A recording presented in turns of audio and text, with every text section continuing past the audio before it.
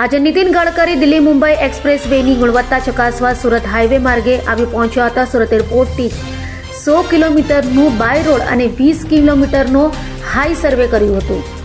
કેન્દ્રીય માર્ગ પરિવહન અને રાજમાર્ગ મંત્રી નીતિન ગડકરી આજે 27 નવેમ્બરે ગુજરાતના એક દિવસીય સઘન પ્રવાસે આવી પહોંચ્યા હતા, જેમાં તેઓ દક્ષિણ ગુજરાતમાં ચાલી રહેલા મહત્વાકાંક્ષી રોડ પ્રોજેક્ટ ખાસ કરીને દિલ્હી મુંબઈ એક્સપ્રેસ વેની પ્રગતિનું જમીની અને હવાઈ નિરીક્ષણ કરશે.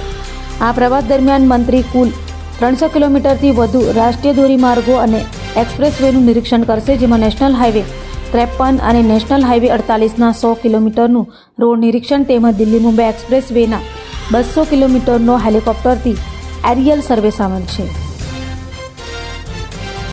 અભય થઈને નિષ્પક્ષતાથી નિરપેક્ષ રીતે વાસ્તવિકતાનો અરીસો રૂપી સચોટ માહિતી લાવતો સત્યની સાથે અભય ટાઈમ્સ.